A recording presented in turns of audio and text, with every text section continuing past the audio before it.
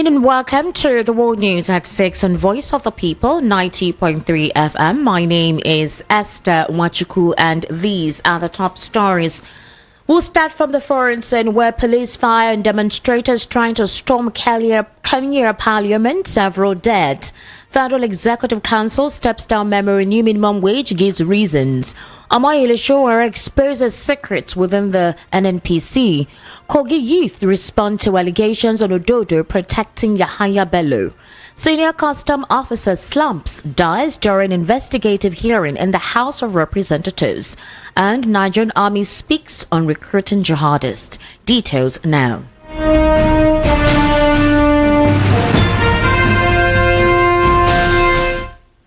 The world news begins from Kenya, where police opened fire on demonstrators trying to storm Kenya's legislature today, with at least 5 protesters killed, dozens wounded, and sections of the parliament building set ablaze as lawmakers inside passed legislation to raise taxes. In chaotic scenes, protesters overwhelmed police and chased them away in an attempt to storm the parliament compound, with Citizen Television reporting protesters managed to enter the Senate chamber earlier in the day.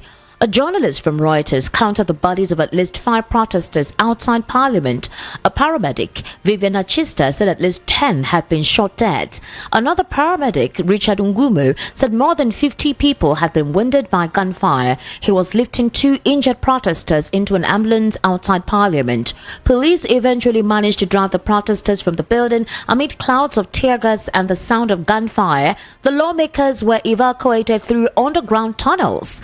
Internet services across the country also experienced severe disruptions during the police crackdown. Internet Monitor NetBlock said Kenya's leading network operator Safaricom said 2 undersea cables were out of action, causing the outages. Protests and clashes also took place in several other cities and towns across the country, with many calling for President William Ruto to quit office as well as voicing their opposition to the tax raises. Now, Parliament approved the finance bill, moving it through a 3rd reading by lawmakers. The next step is for the legislation to be sent to the president for signing. He can send it back to Parliament if he has any objections. Now, Ruto won an election almost 2 years ago on the platform of championing Kenya's working poor, but has been caught between the competing demands of lenders such as the International Monetary Fund, which is urging the government to cut deficits to obtain more funding, and a hard-pressed population. Kenyans have been struggling to cope with several economic shocks caused by the lingering impact of the COVID-19 pandemic, the war in Ukraine, 2 consecutive years of droughts and depreciation of the currency. The finance bill aims to raise an additional $2.7 billion in taxes as part of an effort to lighten the heavy debt load, with interest payments alone consuming 37% of annual revenue. Opposition leader Raila Odinga called for the finance bill to immediately and unconditionally be withdrawn to make way for dialogue. Now, back home in Nigeria, the Federal Executive Council has stepped down the memo on the new minimum wage. VOP News learned that the Minister of Information and National Orientation, Mohammed Idris, revealed the latest development while speaking to State House correspondents today. Idris said 39 items were on the agenda and all were taken except the minimum wage. According to the minister, there was a report by the tripartite committee which comprises local government, states, NLC, TUC, and the federal government. He said the tripartite committee submitted its report and there was a memo to that effect. Idris noted that the council could not decide on the minimum wage because it involves local government, states, federal government, organized private sector, and labor unions. On why the memo on the new minimum wage was stepped down, Mohammed Idris said the action was taken to enable President Bola Tinubu to consult widely before a final submission to the National Assembly.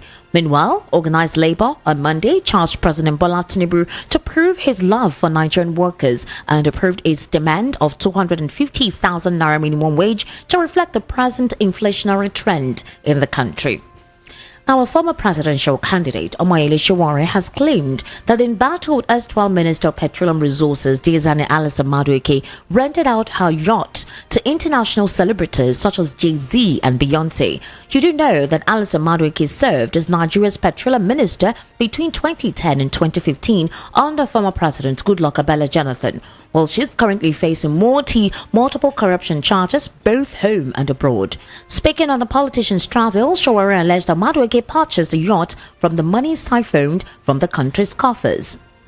In a recent development, the Kogi Youth Leaders Forum has berated those accusing Governor Usman Ododo of protecting his predecessor Yahaya Bello from prosecution. The group insisted that the allegations were politically motivated and demanded that Ododo be allowed to concentrate on his duties as governor. Speaking via a statement today, the KYLF convener Benjamin Oguche claimed that Bello's trial by the Economic and Financial Crimes Commission has become a tool to exploit political opportunists. He described the allegation against Bello as political witchcraft and given a bad name to a dog to kill it. Oguche alleged that powerful forces both within and outside the state were determined to topple Bello. According to him, and I quote, "It is now clear from the malicious call of the Northern Group that Yahaya Bello's ordeal is not exactly determined by alleged money laundering. It is clearly political witchcraft, persecution, and giving a bad name to a dog just to kill it. Interestingly, there is no fear that a man in the eye of the storm should be available to give answers on how he ran the affairs of our country and left a legacy of honor and pride.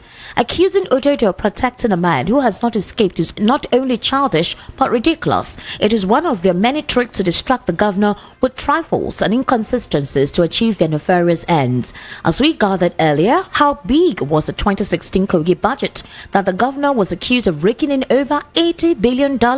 For the avoidance of doubt, the state only got 39 billion naira from the FAC in 2016. So, the makers of the hostile claim must prove where their alleged fund was stolen from. Since the matter is already in court dominating their discussion, it is only a mob against a man whose crime is nothing other than protecting the welfare of his people. In another development, a tragic incident unfolded at the National Assembly when a senior officer from the Nigeria Customs Service collapsed and died during a session with the Public Account Committee of the House of Representatives today, June 25, 2024. The distressing event occurred around 1 p.m. while the officer was actively engaging with the committee. He suddenly developed health complications that quickly escalated, leading to his collapse during the proceedings. Immediate efforts to assist the officer were made by first responders present at the scene. He was quickly transferred to the National Assembly Clinic, where medical personnel undertook urgent intervention attempts. Despite their diligent efforts, the officer was unfortunately declared deceased. The House spokesperson, Akin Rotimi, addressing the incident, chose not to disclose the name of the deceased officer out of respect for his family's privacy during this difficult time. The spokesperson emphasized the sensitivity of the situation and the need to handle it with the utmost respect and care. And still on the world news at 6, the Nigerian Army has addressed allegations claiming that the security outfit is recruiting Islamic fundamentalists and jihadists. The OP News understands that the allegation was circulated via an audio-visual recording. Reacting, the Director of Army Public Relations, Major General Onyema, described the news as misleading. Wachuku stated this via a statement made available to newsmen in Abuja today. He said the footage also falsely portrayed an officer calling on Muslim young men to join the military to protect and propagate Islam. Wachuku warned that the footage does not in any way reflect the true values and standards of the army. He explained that it was aimed at causing anxiety and fear amongst the citizenry. And he stated it is targeted at sparking palpable anxiety and fear, sowing discord and mistrust amongst our personnel, eroding public confidence in the integrity of the army. According to him, it is also targeted particularly among Christian and non-Muslim communities who might feel their lives and faith are under threat and ultimately engender religious crisis in the country. The Army Public Relations spokesperson urged the public to dismiss this misleading report, which stems from a misconception and lack of understanding about the Nigerian Army's standing operating procedures. You're currently listening to the World News at 6 on Voice of the People, 90.3 FM. We take a very short break. When we return, we're heading to more news and, of course, a news analysis segment while we're joined by Barrister Darlington. Now, Barrister Darlington is a political, national and social affairs commentator. He will definitely be giving us more insight into some questions posed to him. To stay with us.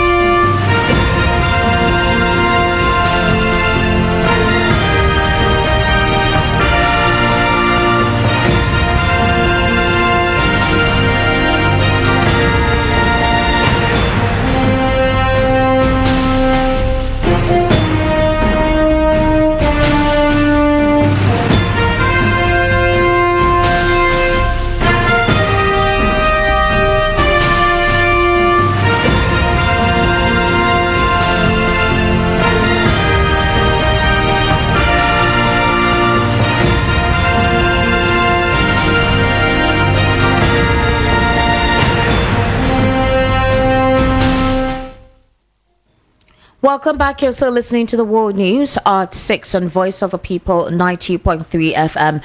In more news reports, human rights lawyer Dele Faratimi has said that the current Nigerian system is not sustainable and that the revolution and problem that will destroy President Bola Tinubu's government will come from the northern region of the country. In an interview making the rounds on social media, Faratimi said that revolution against the suffering created by President Tinubu's government will not start in eastern Nigeria. According to him, an average Igbo person has learned not to depend on the government, so it is easier for them to survive on their own. He said, and I quote, "Long ago, I predicted that the Nigerian revolution would start in northern Nigeria. The only reason I said so at the time is because the north had always been the reason we could not find a common purpose to fight evil. But now that the person in power is in the presidency is not a northerner, and he is at best a nominal Muslim, and the suffering has now been fully democratized, the northern streets, not northern elites, has no interest in forbearing and continuing to suffer." According to him, why is it that all of a sudden everything they tolerated in all the years of Muhammadu Buhari is no longer tolerable? I don't know how long it is going to take, but if this mess continues, the problem that will consume this government will start in northern Nigeria. End quote. I'm being joined by Barrister Darlington to join me on the World News at 6. Barrister Darlington, good evening and thank you for joining me on the World News at 6.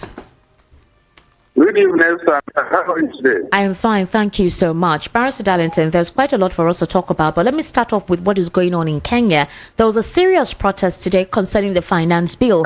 Now, the reason why I'm starting off with this conversation is that it's a replica of what transpired during the NSAS protest in 2020. For example, today, the youth stormed the National Assembly, burnt it. The House Assembly members needed to pass through an underground roof. And if you go on social media, the pictures are very gory. Actually, the cables in Kenya, the internet cables under the sea was disrupted, so internet services are very glitchy. It was quite a chaotic scene. Protesters overwhelmed police, chased them away in an attempt to storm the parliament compound, and paramedics are there, about 50 persons shot, 10 wounded, and the clashes actually took place in several other cities and towns. Now, here is the thing. While this imbroglio commenced, a lot of people actually stated that the real problem with African nations is that they do not listen to the cries of their people. And when their people decide to protest for their rights, they kill them down. Now, this particularly raised the whole NSAS protest situation that occurred on October 20.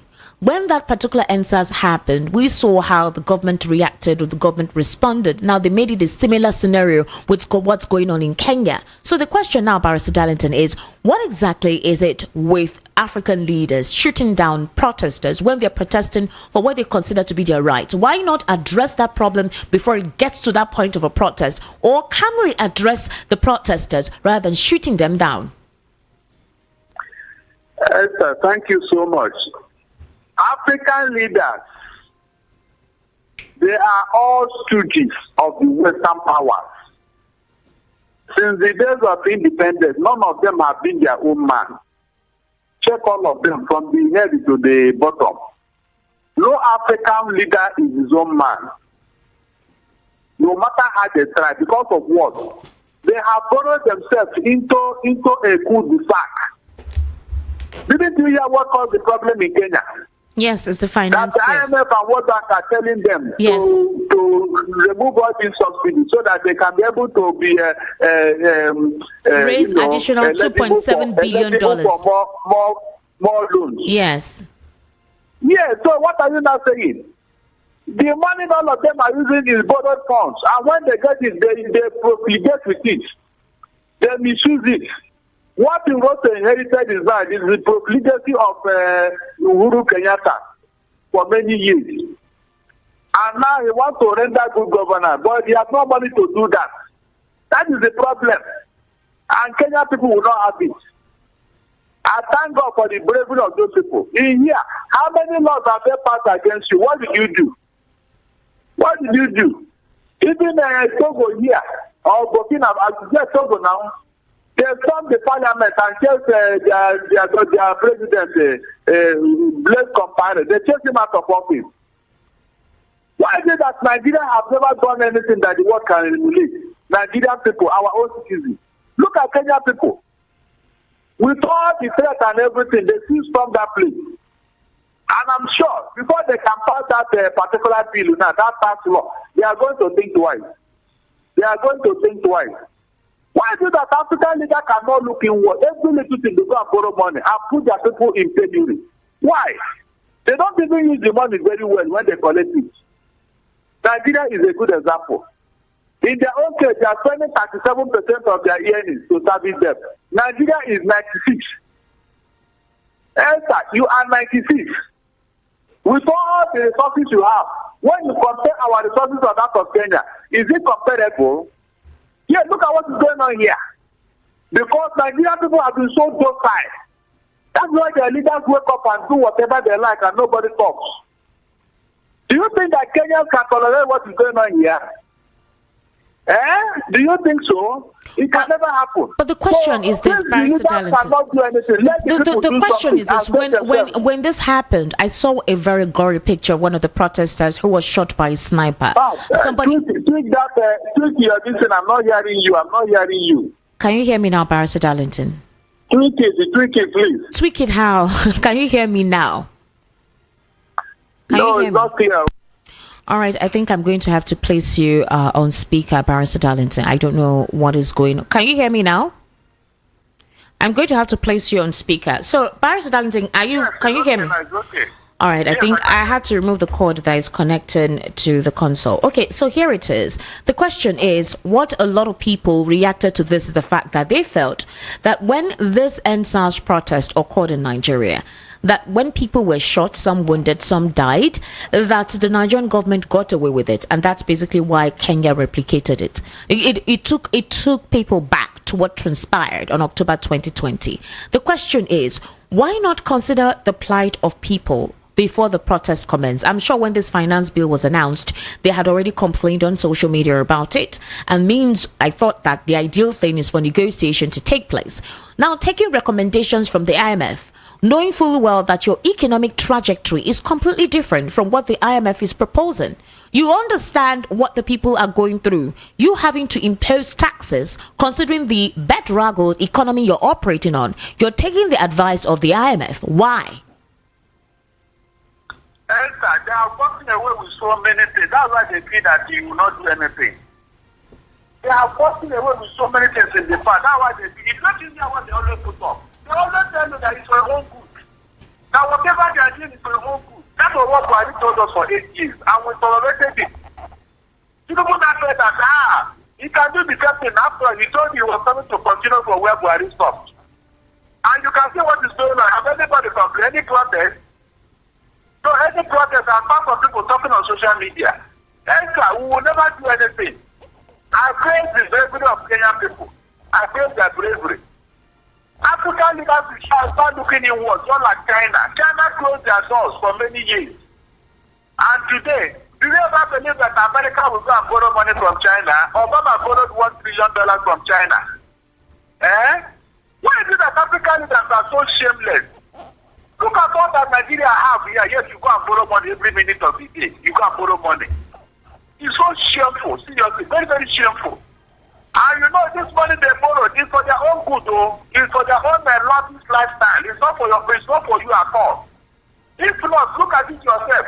You are owing over 120-something trillion naira today in debt. Where is that money? Where is the infrastructure that can equate that money? And then when you follow money, we'll see the impact. We'll see where you put it. Enter, look around you. Does Nigeria look like a place where somebody invested 100 trillion naira? All right, Barrister Darlington. I want to ask you other questions. All right, I want to ask you other questions. Now, there are allegations that actually went around on social media claiming that the security outfit is recruiting Islamic fundamentalists and jihadists. And this is coming from Onyema Nwachukwu, the Director of Army Public Relations, Major General Onyema Nwachukwu. And he's describing that news as misleading. Now, the news, there's a particular video on social media, according to him, falsely portraying an officer calling a Muslim young man to join the military to protect and propagate Islam. Now, Nwachukwu is warning that the footage does not in any way reflect the true values and standards of the army. But let's realistically look at the context of this, why this particular kind of information circulated and what is going on in the country concerning insecurity. A lot of people have alleged that a certain group have tried to utilize the situation with insurgency to Islamize the entire Nigeria, to Islamize the country. We've been hearing clamors on several quarters as to the fact that a particular ethnic group or a particular sect, those who involve themselves into extremist activities, have been part of the recruitment of the Nigerian Army. Now, with this particular statement coming out and the army debunking it, is there any possibility that that kind of thing would take place in the Nigerian Army that is meant to represent the federal character? Answer. Without being told, who are the majority in the army today? Please tell me. Police, army, navy, all of them, who are the majority there? You and I know now, the people that we are rehabilitated, the terrorists that we are where did they put them? Where are they now? Esther, were you not here when Toji Bello was telling his Nigerian government to release the second in command whom they arrested over That is Turji. All right, okay. Good. What did the people in Nigeria reply to him? That he's being protected by the Nigerian government. You brought that topic on your program. Yes. Look, Toji Bello, we know you very well. Only the Nigerian government that are protecting you. You are not invisible. Up to today, did anybody debunk? I'm talking about a Nigerian who is holding court in Nigeria. So, Barrister Darlington, I would say now that for this particular information that's circulated, there could be a strain of truth in it. There could be a possible threat of reality in it, because Onyema Nwachukwu had to come out and debunk it, so it doesn't become something that could divide the Nigerian Army. You are going too far. Esther, you were here when somebody came out and told you how they brought terrorists into this country for God's sake. Why didn't Onyema Nwachukwu come and see their life? I don't know when we say things that are very clear, we'll be pampering it, we'll be trying to say it's very clear. All the local leaders are aware of what they did. They know, why didn't they want to come and say that man is talking to himself or he's telling lies? Several local leaders have said it, that they brought these people here. So what is anybody telling me? Onyema is talking to himself. The reality is that the terrorists are in our army. They are among us. Even at the point, the military said that these people that they recruited and put into the army, that is not helping them to fight terrorism. The military said it at all the time. But don't you think it was a right call that General Onyema had to debunk this? Because according to him, if he had allowed this to continue to circulate, it was going to create division within the Nigerian army, specifically to the Christian faithfuls that are in the Nigerian army. You don't need it to accept it. You don't. Have you accepted anything? Hold on. Have they accepted anything? This insecurity, didn't they know the origin? They didn't know how it came about, have you? They never come and tell me that they don't know how it came about. So, maybe all this is, everybody knows it. It's other who will say it. Barrister Darlington, is it very difficult? Is it a very difficult? I thank them very much. But Barrister, yes, of course, I understand. It's a very sensitive angle to discuss. But let's look at this. Is it very difficult for insecurity to be curbed in this country? I recall when the BBC African Eye did an expose on the Islamic sect, that is the extremists within the terrorist group, that is Boko Haram and ISWAP. Now, they went into this forest, these Hinta communities, to interrogate and speak with these supposed terrorists, and they said a lot of things. There was quite a lot of things were exposed. They made statements and comments that they were getting information from some certain top elite persons in the federal government. They did mention they did not mention specific names, but they said that they give them intelligence report, that sometimes they even give them a tip-off before the military comes to come around some checkpoints or some volatile areas where they're operating. He says, who tells them to run away when they are somewhere performing their operation? So the question is this: if the federal government, if the Nigerian Army, the Nigerian Navy, the Nigerian Air Force, the entire Nigerian defense outfit intends to curb this insecurity, how do they start by flushing out those who are supporting and sponsoring this terrorist? And what stops them from calling their names out and taking them out of the system? I was thinking Onyema would have told you why they did not want to prosecute the 400 men given to them by foreign government about those sponsoring terrorism in Nigeria. Has anybody spoken about that list up to today? Has anybody? Under Jonathan administration, he brought some US, I think US or Chinese people, to go and wear and incinerate Sambisa forest and flush out these guys. The day they were to go for that operation, as the guys said that, they saw these terrorists wearing the same mask. So all the things they did in that forest was null and void. They were asking themselves, who told them to wear masks? Where did they get the mask? This is happening in this country. So I don't know why anybody will come and be defending the indefensible. The 400 that are causing this problem, why is it that Onyema did not tell us why they have not done anything about it? Or are they telling me that they don't know them? They know them, and nobody will touch them, but they are untouchable.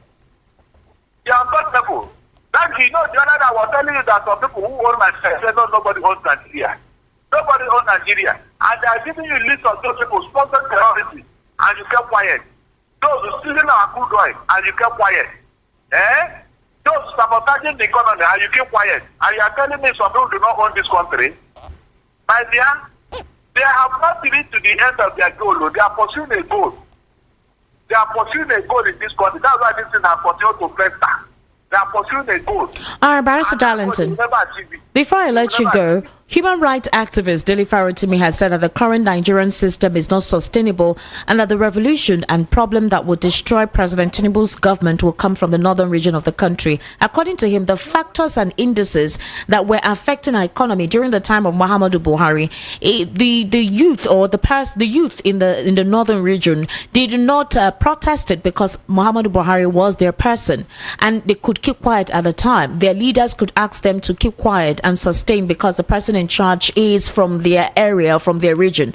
But now that is President Bola Tinubu's turn, and because possibly he's not from their region, even if he's practicing Islam, that particular area will be the volatile spot. If at all anything would happen, if there will be any problem, it will not come from the southeast, as the federal government has been stating, or some persons have been alluding that it's going to come from the northern region. What do you say to his statement? I would not be surprised if it happened. In fact, I am praying for it to happen so that Nigeria can move forward. If they can quarrel among themselves to review what they have done to Nigeria, all better. In fact, I will not sympathize with you because he hoped on the north. All his hope was on the north. He never paid attention to his southern brothers here. I want to categorically state what Dele Farotimi said. He said because according to him, an average Igbo person has learned not to depend on the government, so it is easier for them to survive on their own. But now the person in power in the presidency is not a northerner, and he is at best a nominal Muslim, and the suffering has now been fully democratized. The northern streets not northern elite, has no interest in forbearing and continue to suffer. So if at all there will be any problem, it will come from that angle. They know to protect their own brother to punish them than any other person. The average in Talakawa, it is better for their brother to put them in penury and in suffering than for you to see for them to see a Onyema or an infidel, according to Alhaji Tenshi. That man that said Tinubu's wife is an infidel, they should kill her.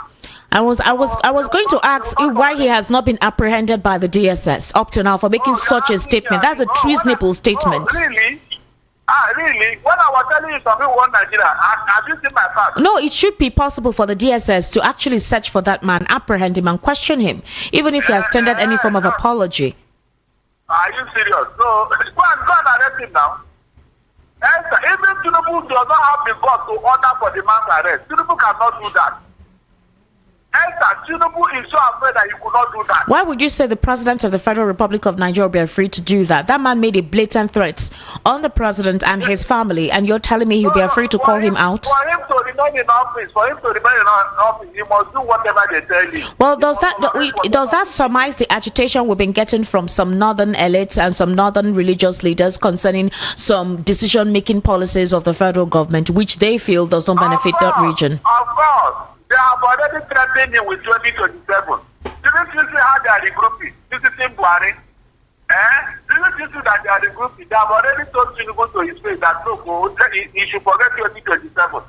And Tinubu is afraid. So he's trying to please them. He's trying to placate them. In fact, he can sacrifice the entire South just to please the North. So are you saying that the visit of Atiku Abubakar, the PDP presidential candidate in 2023, and El Rufai, the former Kaduna State governor, are possibly tendencies ahead of 2027? Because Sheikh Husani stipulated that these individuals are working to topple the president in 2027. Couldn't it just be an ordinary visit or something random? No, it's not so. It's not so. Thank God Sheikh Husani is speaking truth over there.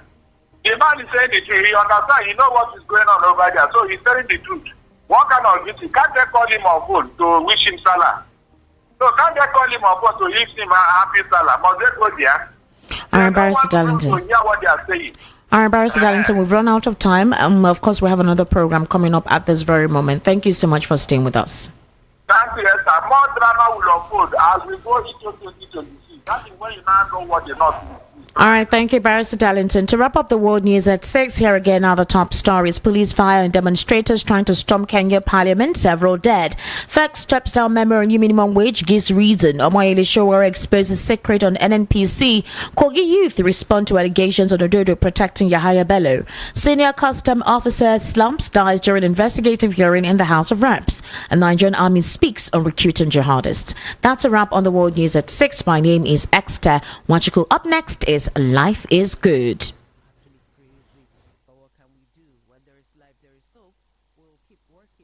Pray, because we don't only pray, we'll also work to see how we can turn the lots of